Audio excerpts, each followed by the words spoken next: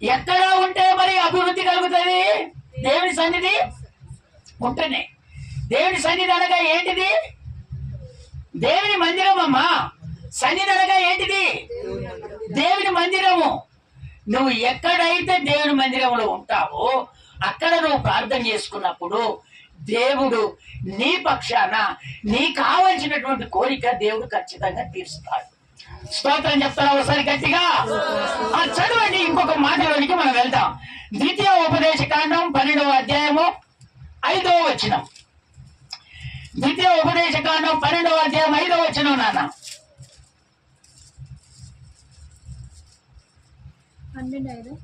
12వ అధ్యాయం 5వ వచనం. మీ దేవుడైన యెహోవా, మీ దేవుడైన యెహోవా మీ సమస్త గోత్రములలో తన నామమును స్థాపించుకొనుటకు నివాస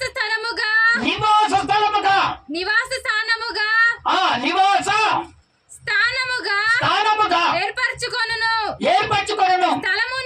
స్థలమును వెతికి అక్కడికే యాత్రలు చేయుచుండవలెను. ఆయన ఎక్కడనైతే మనకు నివాస స్థలం ఇచ్చాడో అక్కడనే మనం ప్రార్థన చేయటం మొదలు పెట్టాలి. స్తోత్రం చెప్తారా ఒకసారి గట్టిగా? ఇంకొకసారి గట్టిగా చెప్తామా? మనం అందరము ఒక్కొక్క పట్టణం ఎక్కడెక్కడనో ఉన్నటువంటి వాళ్ళము. దేవుడు మనకు ఈ స్థానాన్ని మనకు ఏర్పాటు చేశాడు. అందుకనే మనం ఎక్కడ స్తుతించాలంటే ఆయన మనకు అనుగ్రహించినటువంటి ఆ స్థలములోనే మనం దేవుని మహిమపరచాలని దేవుడు కోరుకుంటున్నాడు. దేవుని పెట్టారా? ఆదివారం వదిలిపెట్టి మా ఇంటికాడ ప్రార్థన చేసుకోవద్దు. చెప్తారు, అమ్మా ఏం కాదు, నువ్వు ప్రార్థన చేసుకొని ఇంటికి వెళ్ళిపోదామని. ఆ భక్తులు ఇవ్వకుండా ఇప్పుడేం లేరులే అంత. దేవుని సన్నిధి ఖచ్చితంగా వచ్చేస్తారు, ప్రతి ఆదివారం వచ్చేస్తారు. ఏదో ముఖ్యమైన పని ఉంటే తప్ప ఖచ్చితంగా వచ్చేస్తారు. చేతులెత్తి స్తోత్రాలు చెప్తారా? ఇలాంటి పనులు చేయకూడదు. దేవుడు మనకు ఒక స్థలాన్ని మనకు నిర్ణయించాడు. మనం అందరం అక్కడికి వచ్చి కూడుకొని ఆ స్థలంలో మనం ప్రార్థన చేసుకున్నప్పుడే అదే ఆయన సన్నిధి. ఆ సన్నిధిలోనే మనకు సంతోషం కలుగుతుంది. నీ బాధలు అక్కడే తీరిపోతాయి, నీ సమస్యలు అక్కడే తీరిపోతాయి, నీ ఒంట్లో అనారోగ్యం ఉన్న అక్కడే తీరిపోతాయి. నీ బాధలు ఏవి ఉన్నా అక్కడ కూడుకొని నా యేసయ్యకు నువ్వు స్తుతించినప్పుడు, మహిమపరిచినప్పుడు అప్పటికప్పుడే అవన్నీ తీరిపోతాయి అంతే. స్తోత్రం చెప్తారా ఒకసారి గట్టిగా? అదే 12వ అధ్యాయం 6వ వచనం ఒకసారి చదివినానా? అక్కడికే మీరు మీ దహన బలులను, వినండి, మీ దహన బలులను, మీ దేశం భాగములను, మీ దశమ భాగములను ప్రతిష్ఠితముగా మీరు చేయు నైవేద్యములను, మీ మొక్కుబడి అర్పణములను, స్వేచ్ఛార్పణములను, పశువులలోను మేకలలోను తొలిచూపు వాటిని తీసుకొని రావాలెను. ఎక్కడికి తీసుకొని రావాలి? మందిరానికి తీసుకొని రావాలని. ఎవరు చెప్తున్నారు ఈ మాట? దేవుడు చెప్తున్నాడు. చేతులెత్తి ఒకసారి స్తోత్రాలు చెప్తారా గట్టిగా? ఇంకొకసారి గట్టిగా చెప్తారా? దేవుడు బిడ్డలారా, నాకు తెలుసు ఇక్కడ మన ఎంపీ ఎలక్షన్లో కూడా ఆ డబ్బులు ఇచ్చినటువంటి వాళ్ళు, అయ్యా దేవుని కొరకు ఖర్చు పెట్టేవాడిని తీసుకొచ్చి వాళ్ళకి ఓటుకి ఇచ్చినటువంటి డబ్బులు కూడా కొంతమంది నాకు తీసుకొచ్చి ఇచ్చారు. స్తోత్రం చెప్తారా ఒకసారి గట్టిగా? ఇంకొకసారి గట్టిగా చెప్తారా? అది నడిపింపు పద్ధతి. అది నువ్వు దేవునికి ఇచ్చావంటే దేవుడు నిన్ను ఆశీర్వదించడం మొదలు పెడతాడు. కొంతమంది ఏం చేస్తారంటే 1000 రూపాయలు సంపాదిస్తే ఆ 1000 రూపాయలలో దేవునికి ఇచ్చేది ఏంటంటే 100 రూపాయలే. ఎంత ఇయ్యాలి? 1000 రూపాయలు సంపాదిస్తే దేవునికి ఎంత ఇయ్యాలి? 100 రూపాయలు ఇయ్యాలి. ఆ 100 రూపాయలు నీ కాదు. ఆ 100 రూపాయలు ఎవరి? దేవుని. దేవుని సొమ్ము దొంగలించకూడదు. దొంగలిస్తే నువ్వు ఇరుకులో పడతావు. ఇది వాస్తవమైనటువంటి మాట. చూడు, ఎలక్షన్ల డబ్బులు తీసుకొచ్చి ఇచ్చారు, నాకు ప్రార్థన చేయించుకున్నారు. అయ్యా నువ్వు దేవుని ఖర్చు పెట్టవాలి. ఇప్పుడు ముసలాళ్ళ డబ్బులు వస్తే వాళ్ళకెళ్ళి తీసుకొచ్చి దశమ భాగం తీసుకొచ్చి ఇస్తారు. మరి కొంతమంది ఉన్నారు, చేతులెత్తి స్తోత్రాలు చెప్తారా? ఇంకొకసారి గట్టిగా స్తోత్రాలు చెప్తారా?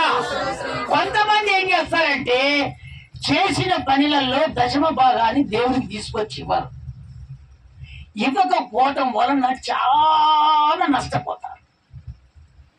నష్టపోతారు. నీ ఇంట్లో వండుకోవటానికి తిండి లేకున్నా, కూరగాయలు లేకున్నా దశమ భాగం దేవునికి ఇచ్చింది దేవునికి ఖచ్చితంగా ఇవ్వాలి. ఇస్తే నిన్ను దేవుడు ఆశీర్వదించడం మొదలు పెడతాడు. స్తోత్రం చెప్తారా? ఒకసారి గట్టిగా, ఇంకొకసారి గట్టిగా చెప్తారా? నేను ఇది వరకు చెప్పాను ఆ మధ్యలో మన గోత్రాలు ఎన్ని గోత్రాలు, 12 గోత్రాలని మీకు వివరించి వాక్యాన్ని చెప్పాను అప్పట్లో. అందుకనే ఆ తల్లులందరూ ఇప్పుడు అట్లనా అని చెప్పి తీసుకొచ్చిస్తున్నారు. ఇయ్యనటువంటి వాళ్ళు ఎవరైనా ఉంటే దేవునికి ఇస్తే వింటున్నారా, మీరు ఆశీర్వదించబడతారు. దేవునికి ఇయ్యకపోతే మీ ఆశీర్వాదం కోల్పోతుంది. చెప్పలేదని నన్ను అనొద్దు, నువ్వెందుకు చెప్పలేదని దేవుడు నన్ను అడగొద్దు. స్తోత్రం చెప్తారా? ఒకసారి గట్టిగా, ఇంకొకసారి గట్టిగా చెప్తారా?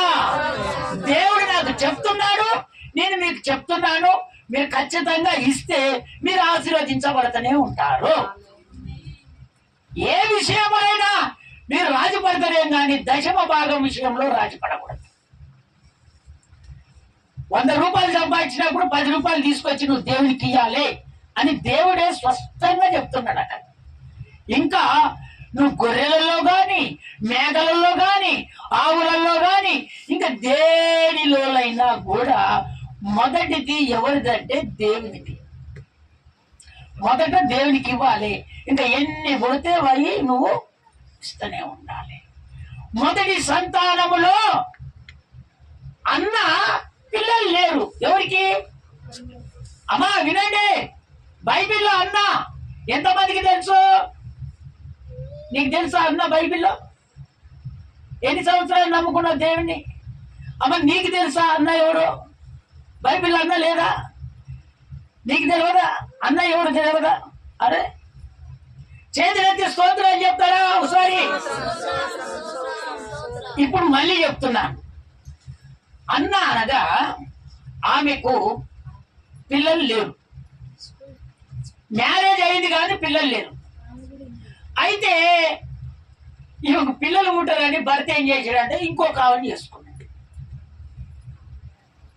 వినండి అమ్మలారా, అయ్యలారా, మీరు జాగ్రత్తగా దేవుని వాక్యం వినాలి. అందుకనే ఆయన సన్నిధిలోనే సంతోషం కలుగుతుంది, ఎక్కడ సంతోషం కలగదు. మీరు అనుకుంటారు ఎక్కడ సంతోషం కలగదు. ఆయన సన్నిధిలోనే, ఆయన మందిరంలోనే సంతోషం కలుగుతుంది. అయితే పెళ్లి చేసుకుంటే పిల్లలు పుడతారు. ఎవరికి? ఇప్పుడు ఫస్ట్ చేసుకున్నాము పిల్లలు లేదు, రెండో చేసుకుంటే పిల్లలు.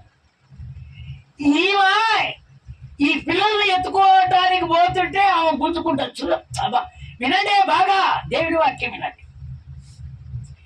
ఇప్పుడు ఒక భర్తకు 2 భార్యలు. సరే ఈమె పుట్టలేదని ఆమెకు పెళ్లి చేసుకున్నాడు, ఆమె పుట్టారు. మరి ఆమెను ఎత్తుకొని పోవటానికి, పిల్లగాన్ని ఎత్తుకోవటానికి పోతానికి వెళ్తే ఈమె పెట్టి గుంజుకుంటుంది. ఎంత బాధ అనిపిస్తుంది చూడు. బాధ అనిపిస్తుందా? అనిపించదా? చాలా బాధాకరమైనటువంటి మాట ఇది, చాలా బాధాకరం.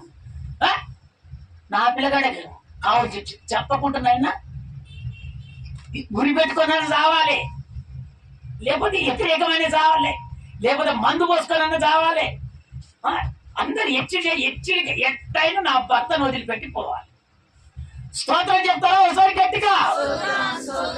మళ్ళీ ఈవేం చేస్తుందో తెలుసా? ఈవేం చేస్తుంది? అందరూ అయ్యారు, అందరూ దేవుడా, అందరూ భర్త, అందరూ ఏమంటున్నారంటే నీకు పిల్లలు లేరు అంటున్నారు, నువ్వు పెళ్లి చేసుకోరాదు, పెళ్లి చేసుకుంటే నీకు పిల్లలు పుట్టుతారు, వాళ్ళు మన పిల్లలు అవుతారని చెప్తారు. ఇది చెప్పే సహా ఇచ్చేది కూడా ఈయనే. మళ్ళా ఎవరమ్మా? మళ్ళా భార్యలే, సలహా ఇచ్చేది భార్యలే. అందరు హెచ్చడి చేస్తున్నారు అయ్యా, అందరు హెచ్చడి చేస్తున్నారు. నా పరువంతా పోతుంది. నేను చూస్తేనేమో సంపాదన ఉంది నా కాడ, అన్ని ఉన్నాయి నా కాడ, కానీ పిల్లలు లేరు, ఇంకా నాకు గుట్టనట్టుంది, నువ్వు ఇంకొక పెళ్లి చేసుకో అంటే ఇంకా ఆయన ఏం చేస్తాడబ్బా? హోమ్ డిపార్ట్మెంట్ చెప్తే ఇక తప్పకుండా చేయాలి. హోమ్ డిపార్ట్మెంట్ అంటే మనకి ఇక్కడ సలహా ఎట్లుంటది అంటే వంట చేసే వాళ్ళని. ఇప్పుడు సమయానికి అన్నం పెట్టాలంటే అన్ని కార్యాలు చేయాలంటే ఇబ్బందికరం అవుతుంది. చేతులైతే ఒకసారి స్తోత్రాలు చెప్తారా? ఇంకొకసారి గట్టిగా స్తోత్రాలు చెప్తారా? ఈ కాలు కడుకున్నప్పుడు, మగం కడుకున్నప్పుడు టవాలు తీసుకుపోయి ఇస్తేనే సంతోషం ఉంటది, లేకపోతే సంతోషం ఉండదు కదా. అవునా కాదా అమ్మా? స్నానం చేయడానికి ఇప్పుడు నీళ్ళు పెడితేనే కదా సంతోషం ఉండేది, లేకపోతే సంతోషం ఉండదు కదా. మరి ఆమె లేకపోతే ఎవరు తీసుకొస్తారు? బాధకరమా కాదా? మరి ఆమె చెప్పిన మాట వినాలా లేదా? ఏమండి, వినాలా లేదా? ఆమె చెప్పిందే వినాలి కదా. మరి వినకపోతే నీకు ఇప్పుడు దాంట్లో కరెంటు ఏం నీళ్ళు లేవు, చల్లనీళ్ళు పోసుకో, ఇవన్నీ వచ్చేస్తాయి. వినకపోతే ఇక మరి తప్పదు కదా, ఇది చెప్పినప్పుడు తప్పదు కదా అని పెళ్లి చేసుకుంటాం. పెళ్లి చేసుకున్నప్పుడు ఆకు పిల్లలు ఉంటుంది, ఏం పిల్లలు లేరు. ఇది ఈ సౌంతి ఎప్పుడు వెళ్ళిపోతుంది అని దీని మీద పట్టు పట్టింది. ఇక అంతే, ఇక పట్టు ఎట్లా పట్టింది అనుకున్నావు? పిల్లలు పాపం ఏడుస్తుంది, వీరే గిచ్చుతారు, మళ్ళా గిచ్చి ఏడిపించి మన భర్త అక్కడ ఉంటాడు కదా, తీసుకోలేదు అంటారని, చూడలేదు అంటారని వీళ్ళు పోయి తీసుకున్నాం అనేసరికి మళ్ళీ గుంజుకుంటారు. గిచ్చుతుంది ఆమంతే, ఏడిపించేది ఆమంతే, ఎత్తుకుందామని ఊకుందామని పోతే మళ్ళీ గుంజుకునేది ఆమంతే. ఎంత సావాలబ్బా! అదంతా దేనికంటే పిల్లలు పుట్టనందుకే. చేతులెత్తి స్తోత్రాలు చెప్తారా? ఇంకొకసారి గట్టిగా స్తోత్రాలు చెప్తారా?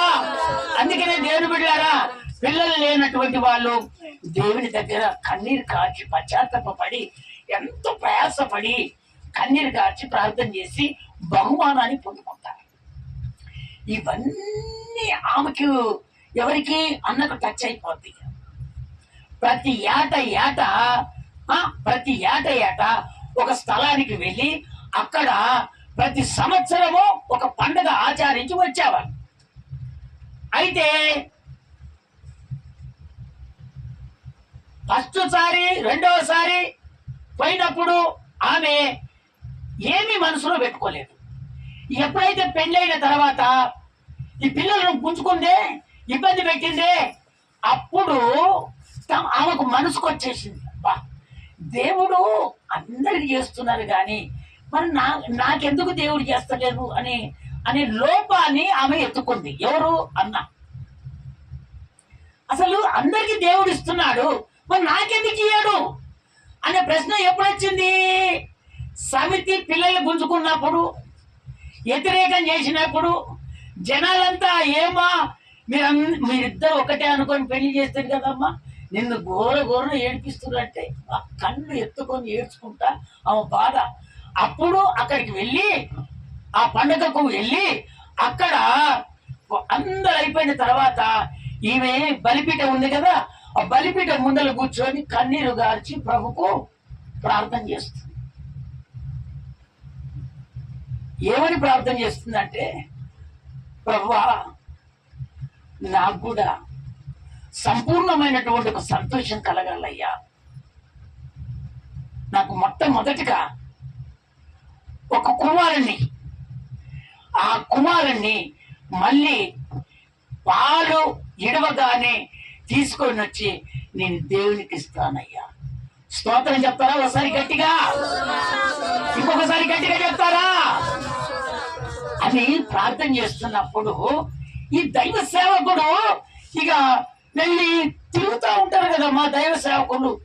ఈమె కన్నీరు గార్చి పశ్చాత్తాపంతోటి ప్రార్థన చేస్తుంటే ఎక్కి ప్రార్థన చేస్తుంటే ఈ దైవ సేవకుడు అనుకున్నాడంట, ఏమా మందు దాకొచ్చావా? ఎందుకంటే ఎన్నడూ లేదు కొంతమందికి దుఃఖాలు వస్తాయి. ఒక్కొక్క చెప్పను అట్లాంటి దుఃఖాలు వస్తాయి. ఏడుపు 10 మంది వినటానికి, ఊరు మొత్తం వినపడటానికి దుఃఖాలు వస్తాయి. చూడండి, కొంతమంది మరణిస్తే కొంతమందికి ఏడుపే రాదు. పోయి ఏం చేస్తారంటే ఇక కొంగు కప్పుకుంటారు, ఆ నీళ్లు రాకుండా, కన్నులంగా నీళ్లు రాకుండా ఇక ఒలబోస్తా ఉంటారు. ఇది నిజమా కాదా? చేతులెత్తి స్తోత్రాలు చెప్పండి. ఇంకొకసారి గట్టిగా చెప్పండి. అబ్బా, ఈ కొమ్ము మూసుకొని మళ్ళీ ఇది తెలిస్తే అవుపడుతుందని మనం మూసుకొని అబ్బా ఎన్న మొత్తుకుంటాడు. అబ్బా ఏం ఏడుస్తుందమ్మా, ఏం ఏడుస్తుందా మరి వీళ్ళు వచ్చిన వాళ్ళంతా. ఆ బిడ్డ అయితే ఏం ఏడవలేదమ్మా, ఆమె చూడు అక్క అంట ఏం ఏడుస్తుందా అని అంటారు. స్తోత్రం చెప్తారా ఒకసారి గట్టిగా? ఈ దైవ సేవకునికి అడిగి పోయేసరికి ఈమె అందరు ప్రార్థనలో కూర్చుంటే ఈమంట లేచి బయట కూర్చొని ప్రార్థన టయానికి వచ్చి ప్రార్థన చేయించుకొని వెళ్ళిపోయేదట. ఎవరు? ఈ అన్న. ఈ మొట్టమొదట దేవుని అంగీకరించినప్పుడు అదే భక్తి మనం చేస్తే మరి ఆమెకిచ్చిన దేవుడు ఈమెకి ఎందుకు ఇవ్వడమ్మా? మరి నీ కుటుంబంలో ఎందుకు సంతోషం కలగదు? ఎందుకు అనారోగ్యం విడుదల కాదు? నీ సమస్య ఎందుకు పరిష్కారం కాదు? మరి ఈ భక్తి నీది ఏమైంది? ఎందుకు భక్తి చేయట్లేదు? ఇవన్నీ ట్రయల్ చేసుకొని వచ్చి నిలుమొక్కల మీద ఉండి పశ్చాత్తాపడి ప్రార్థన చేస్తుంటే ఏలి దైవ సేవకుడి దగ్గరికి వెళ్ళి, అమ్మా ఏమన్నా మందు తాగొచ్చావమ్మా అనంటే, అయ్యా ఆ మాట మీరు అనకండి, ఇదిగో అయ్యా నాకు ఒక సంతానం కావాలయ్యా, అయ్యా పిల్లలు లేరని గొట్టాలని నన్ను ఎంతో బాధ పెడుతున్నారయ్యా, ఒక్క మగ పిల్లగాన్ని నాకు ఇస్తే మొట్టమొదట దేవునికే ఇస్తానయ్యా, నీ చేతుల్లో పెడతాను, వాళ్ళు పాలు విడవక మునిపే తీసుకొని వచ్చి అయ్యా నీ సన్నిధిలో పెడతానయ్యా పాలు విడవగానే అని ఎప్పుడైతే ఒక తీర్మానం చేసుకున్నదో అప్పుడు ఏలి అన్నాడట, అమ్మా నువ్వు చేసింది ప్రార్థనే ఖచ్చితంగా ఆ విధంగా నీకు జరుగును గాక అన్నాడట. కొట్టనే చెప్పట్లు. ఏ అనారోగ్యంలో విడుదలై జరుగును గాక, ధర్మపరాలి దేవుడు ధర్మపడును గాక, మీరు అనుకున్న కోరికలని దేవుడు తీర్చును గాక. వెంటనే ఆ దైవ జనులు నోటికెళ్ళి వచ్చిన అమ్మా మళ్ళీ సంవత్సరం తిరిగి వచ్చేసరికి నీకు సంతానం కలుగుతుందని చెప్పేసాడు. కథ మంది పోయింది. ఆ సంవత్సరం ఏమే వెళ్తావు రావా అంటే, అయ్యా నేను ఈసారికి రాను, నేను మళ్ళా సంవత్సరానికి వస్తాను, ఎందుకంటే పాలు ఇవ్వాలి కదా, తీసుకుపోయి అప్పచెప్పాలి కదా, అన్న మాట అప్పచెప్పాలనా. మరి నువ్వు పని చేస్తే 1000 రూపాయలు సంపాదిస్తే దేవునికి ఎందుకు తీసుకొచ్చిస్తలేవు? ఇప్పుడు 1000 రూపాయలు సంపాదిస్తే 100 రూపాయలు దేవుడికి ఇస్తే నీకు 2000 దేవుడు ఇస్తాడు కదా, 10,000 దేవుడు ఇస్తాడు కదా. నువ్వు వచ్చే ఆశీర్వాదాన్ని నువ్వు పోగొట్టుకుంటున్నావు, అది సంగతి. ఇవి చేసుకున్న పని ఏంది? అక్కడక్కడ తిరిగే బదులు వచ్చి కన్నీరు కాచి అందరితో పాటు ఈమె పిల్లలు ఎట్టగన్నదో వింటున్నావా? వెనక చిన్న వచ్చి పిల్లలు కన్నది అంటే అది మామూలు మాట. అప్పటిదాకా నీకు పిల్లలు లేరు, వెనక చిన్న వచ్చింది అమ్మటే 2 పిల్లలు కన్నది. మరి నీకు పిల్లలే లేరా? ఆ బుద్ధి మొదట్లో ఉంటే ఆమె నీకెందుకు వచ్చు? మీ సంసారంలో ఇబ్బందులు ఎందుకు వచ్చు? అందుకనే దేవుని బిడ్డలారా జాగ్రత్తగా ఏ సమయములో మనం ఏది చేయాలనో ఎక్కడ చేస్తే మనకు జరుగుతుందో అదొక కనుదృష్టి పెట్టుకొని మీ కుటుంబంలో సంతోషం కలగటానికి ఆ ప్రకారంగా మీరు ప్రయాణమై ఆ విధంగా జరిగించుకుంటే ఖచ్చితంగా మీరు అనుకున్నటువంటి కోరికను నా దేవుడు ఖచ్చితంగా తీరుస్తాడు. స్తోత్రం చెప్తారా ఒకసారి గట్టిగా? వెంటనే భర్త చెప్పింది, అయ్యా ఈసారికి నేను రాను, మళ్ళీ వచ్చే సంవత్సరానికి వచ్చేస్తాను. వెంటనే పోయింది.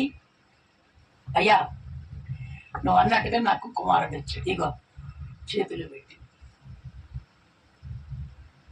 మళ్ళీ కుమార్తెను మళ్ళీ అన్నది. స్తోత్రం చెప్తారా ఒకసారి గట్టిగా?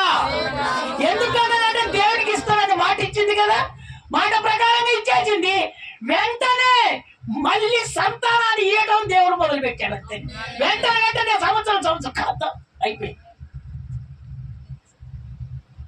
అందుకనే దేవునికి ఇచ్చటము మర్చిపోకూడదు. ఎప్పుడైతే ఒప్పందం చేసుకుంటామో ఆ ప్రకారంగా దేవునికి ఇవ్వటానికి మనం ముందుకు వెళ్ళాలి. స్తోత్రం చెప్తారా ఒకసారి గట్టిగా? కొంతమంది ముసలోళ్ళ డబ్బులు రాగానే ఇస్తారు, 2,000 ఇస్తున్నారు. ఆ 2,000లో 200 తీసుకొచ్చి ఇస్తారు. కొంతమంది ఇవ్వరు. మంచినీళ్ళకైతే ఇవ్వవు, లేకపోతే మిరపకాయలకైతే ఇవ్వవు, ఏదో ఒకటి. ఇప్పుడు ఉదాహరణ ఒక మాట చెప్తున్నా, మీరేం ఇవ్వాలని నేను తీసుకోవాలనేది కాదు.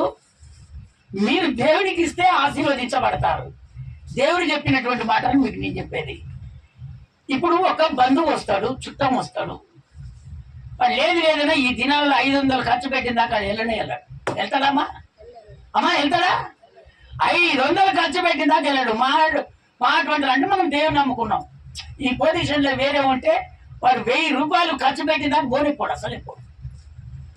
అయితే నువ్వు ఇంటికి వచ్చినప్పుడు అతిథినికి 500 రూపాయలు ఖర్చు పెడుతున్నవే, మరి దేవునికి ఇచ్చినటువంటి ఆ 200 దేవునికి నువ్వు ఇచ్చేస్తే, 2,000లో 200 ఇచ్చేస్తే, మరి దేవుడు ఆ ఖర్చును నిన్ను తగ్గిస్తాడు కదా, అంతకన్నా ఎక్కువ ప్రతిఫలం దేవునికి అనుగ్రహిస్తాడు కదా. ఇస్తాడా? అయ్యారా? అందుకనే మీరు ఈ విధంగా దృష్టి పెట్టుకొని,